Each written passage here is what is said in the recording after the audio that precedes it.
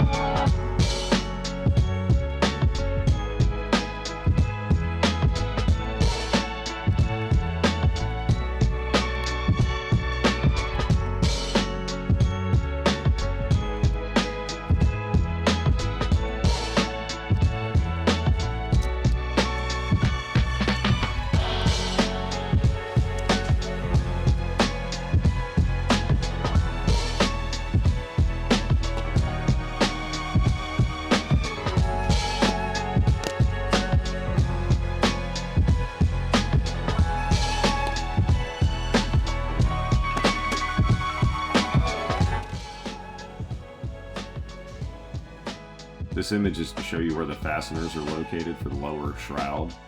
The yellow circles are bolts and the red circles are clips.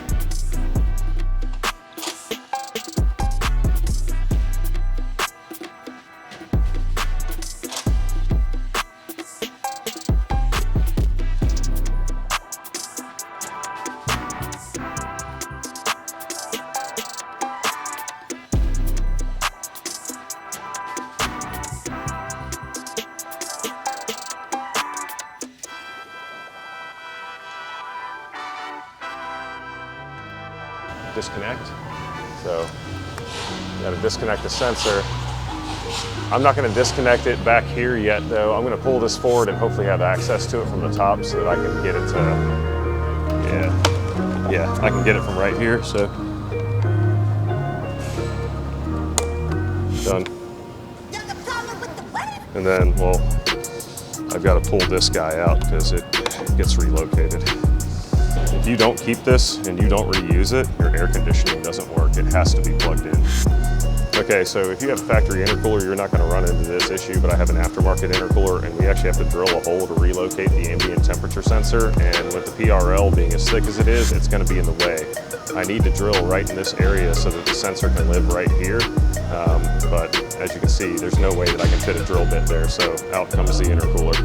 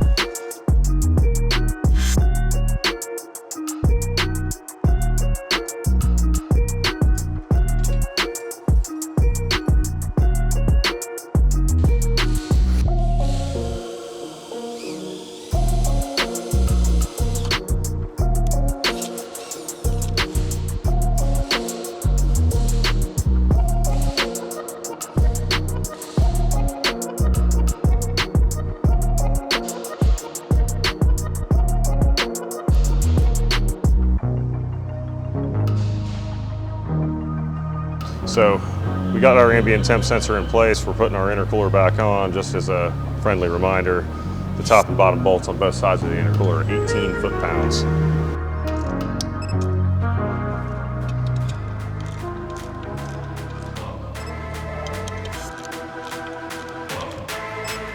So notice here too, these templates come with the kit, and they line it up with the top and bottom of the crash bar, and then the back lines up with the back of the crash bar, and it gives you the locations where you're going to be drilling the holes and installing the riv nuts that hold the vertical brackets that attach to the splitter.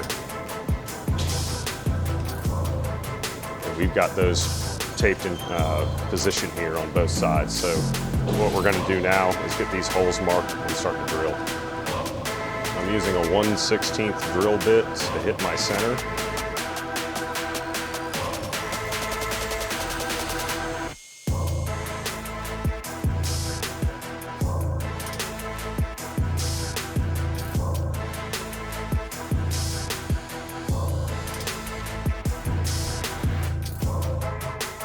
You can also use a center punch for this. I just don't happen to have one with me.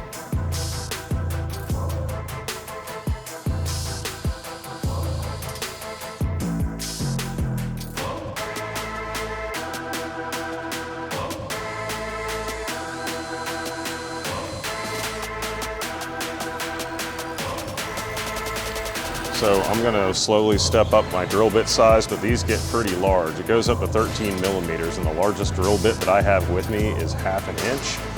13 millimeters is just slightly over 1/2 inch at 0.52, which means that once I get up to that size, since I don't have a larger bit, I'm going to have to walk a little bit in order to get the riv nut into place, and then I'll use a dead blow hammer to kind of tap it in.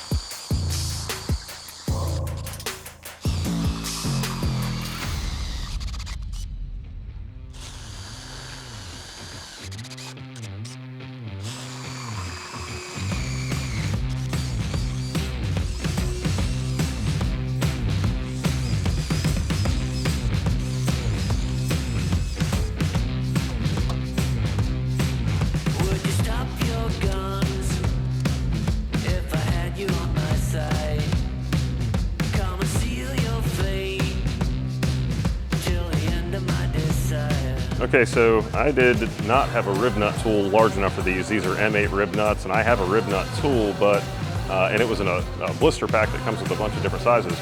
Turns out it only goes up to an M6, so there is a workaround for that. So we found this in a spare, nuts and bolts bin. It's threaded so that it fits the rib nut, and then we have a larger washer that does not screw on it. It's too big, right? So you can just slide it on and off. So you can make your own rib nut tool. And that's what we're having to do in this situation. You basically just tighten it up like this, and then you're going to get, in my case, it's a 14mm wrench to hold that. And this bolt right here is a 13 on the outside. I think it was probably a different size, but it was pretty rusty at one point. And you rotate this side with a ratchet while holding this side steady, and it will compress the rib nut for you. We've already done one. We had to go off camera for a couple minutes to figure out a workaround, but this was a free workaround. Didn't involve having to go to an auto parts store or a hardware store, so we're pleased with it. And now we'll show you how it works in action.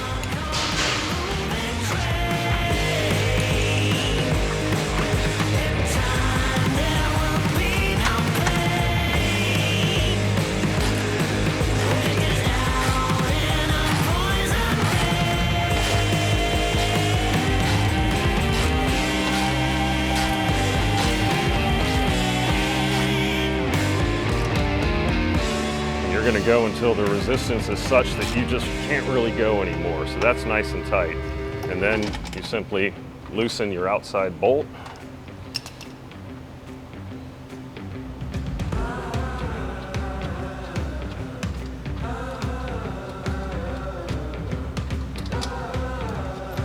As you can look in here, see this one is way deep in there, and this one's pulled all the way to the front. So this is completely compressed like it should be. So now we need to compress this one, and in order to do that, we're simply going to screw this in all the way. And then we do the same thing.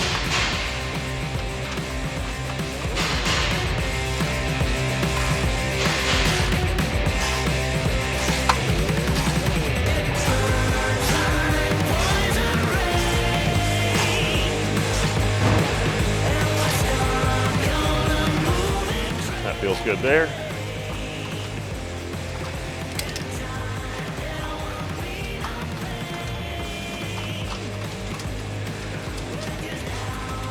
And you can see there, it is now compressed.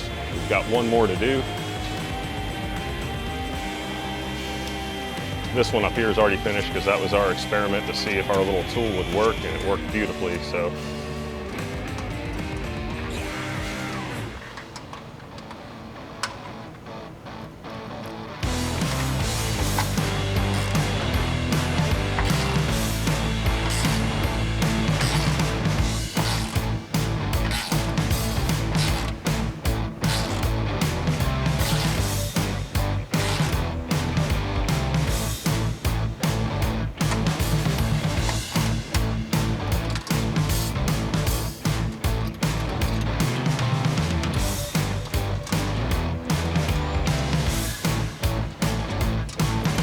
perfect.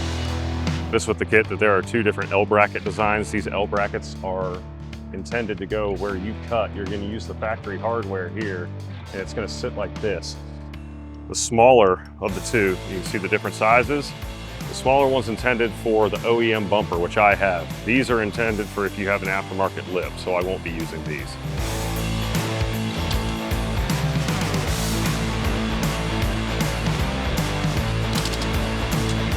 So what you're going to do here, see how I've left this loose? I don't have this very tight. This is slotted, and there's going to be adjustment that's needed in the splitter itself. So leave these loose for now. You don't need to bolt them tight just yet.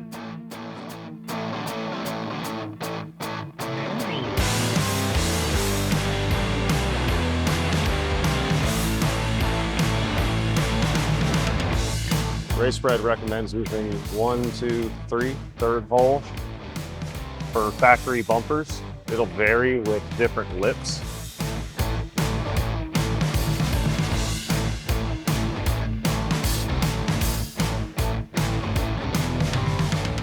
And down here, you want this bracket that we loosely installed on the inside of this bracket.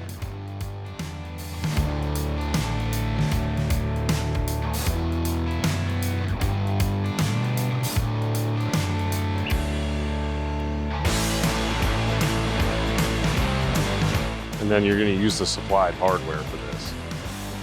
They come in little labeled bags, so it makes it easy. I'm using a 14mm wrench, but a 13mm socket on the other side. The 14mm wrench is holding it enough, but it's not like the perfect size, but it's what I have handy. And I'm not going to crush this thing either, so I'm just snugging it up. And now with that snug, I'm going to come in and I'm going to retighten my factory bolt.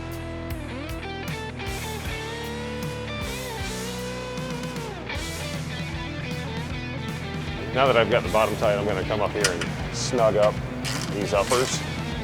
And it's a 13mm. There we go.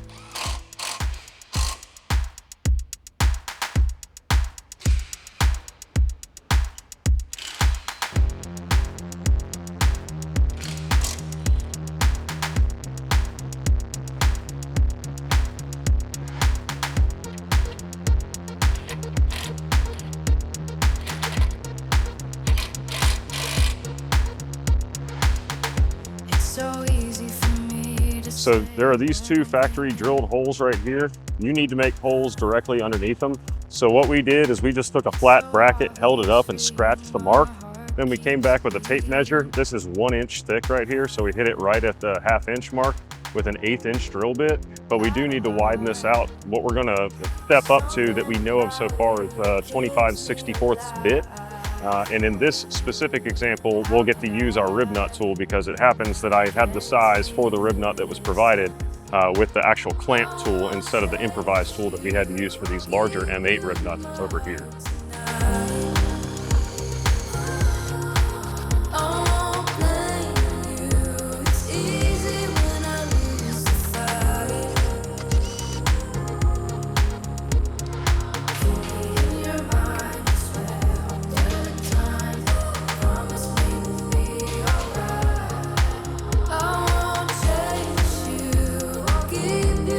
If you're weak like me, and you're finding it hard to squeeze the rib nut tool, simply unscrew it a little bit to get yourself started. It's really not going to make your life that much easier, but you can kind of work it in. So a little squeeze there, then you tighten it, squeeze some more, tighten it, squeeze some more, and until it feels good. After you've got these in, it's time to install the eye bolts. You don't need Loctite on these because they have lock washers.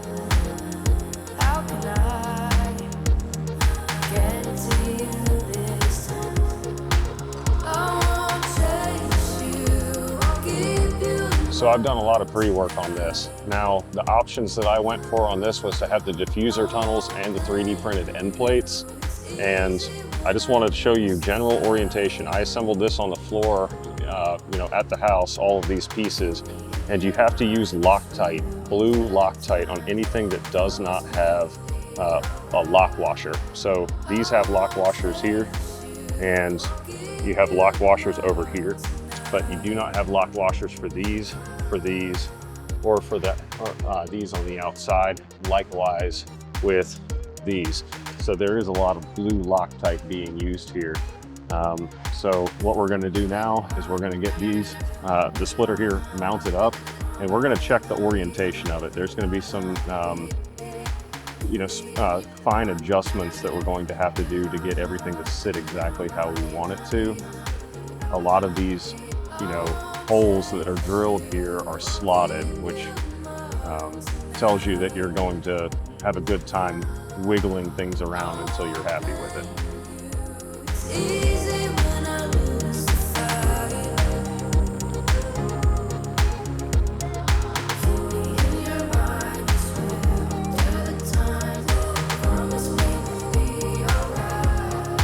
So, just learned something important.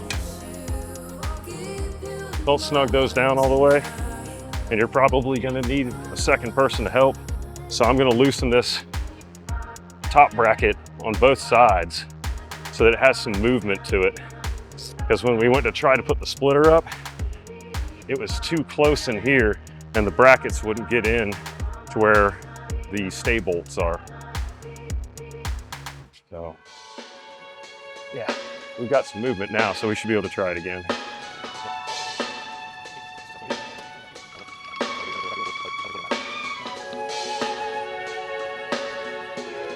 Okay, so that took a little bit of force to get it in.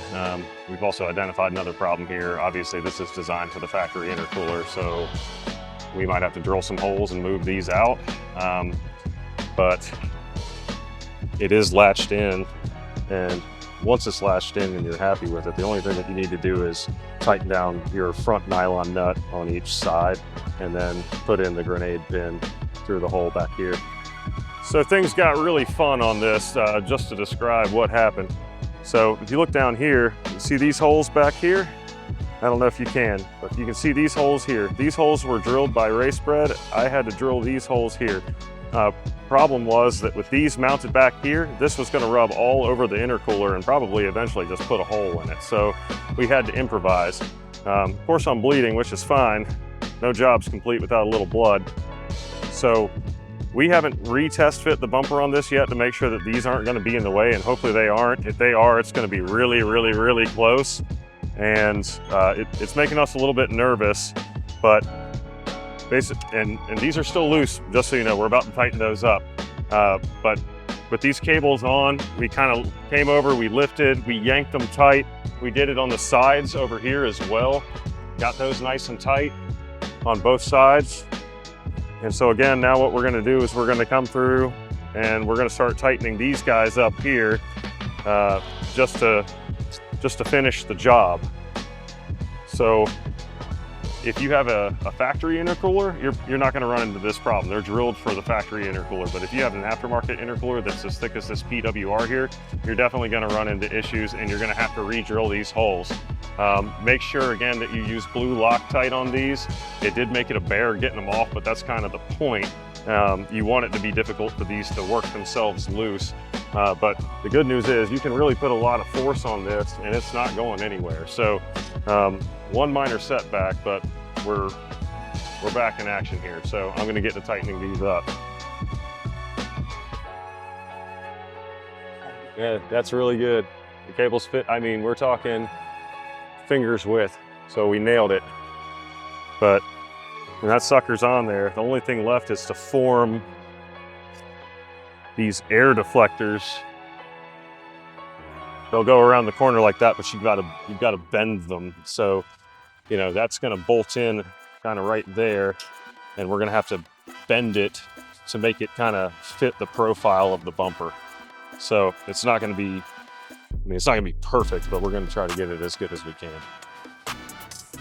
In this spot here, you can go ahead and mentally prepare yourself for using an actual 4mm hex key and a 10mm wrench and taking a long time to turn it, just to get this center section right where it needs to be. So one of those small pain in the butt things, but you know, it's just part of the job.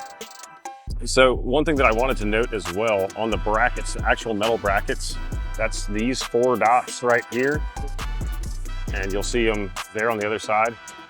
Underneath this is actually slotted, and you have to get these exactly in the center of the slot. So you need to measure, you need to be careful, because they are dead center. They're not full back, they're not full forward, they're dead center. So Just one thing that I wanted to point out before you went and attempted this yourself.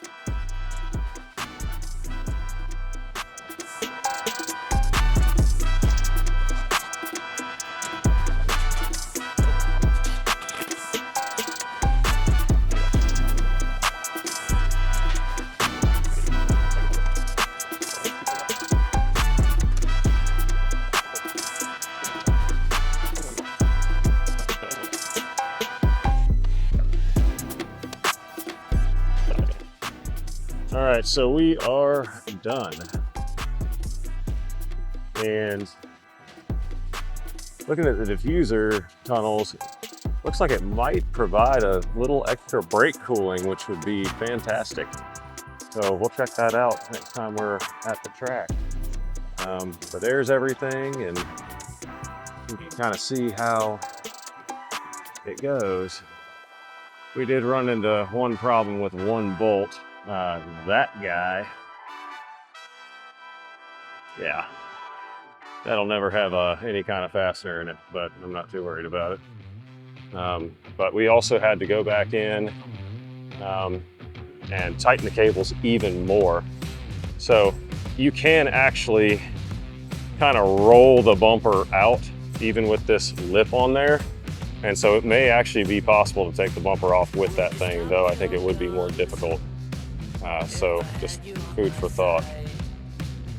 Okay, so we're just wrapping up now. We're basically done. Just putting the clips in on the top of the bumper here.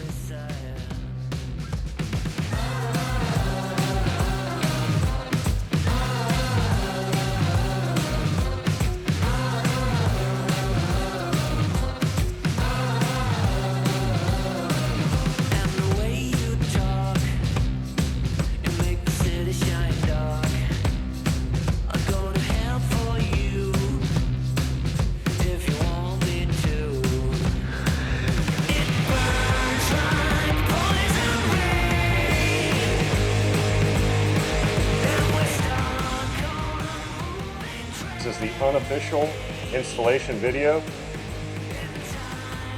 Oh, there you are. You probably thought I forgot the outro to this video. And you're right, I did.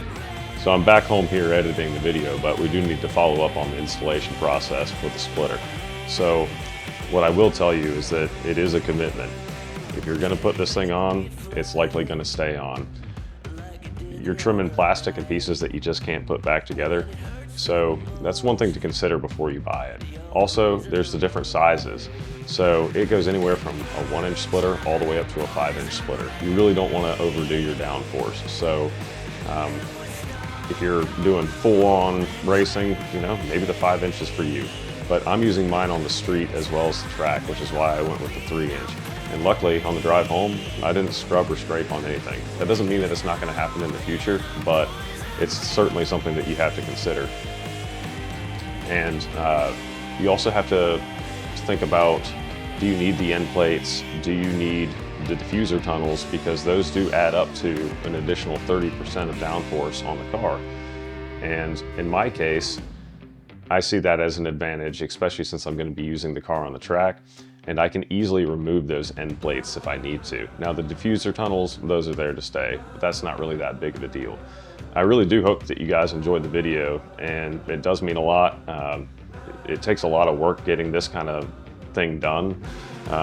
This install, you need to go ahead and probably plan on 4 to 5 hours. And it took us a little bit longer because we were having to film the whole thing too. So with that in mind, please support the channel by liking and subscribing. I also do sell merchandise. I sell t-shirts, hats, and decals for the car. I'll put links for those down below. You can easily get in touch with me either through Facebook or Instagram. I also have a PayPal account. That's usually how I operate that business as far as anybody that's interested in any of the merchandise. This has Ben here again with the PointByPatrol. I do appreciate everything, and we'll see you guys next time.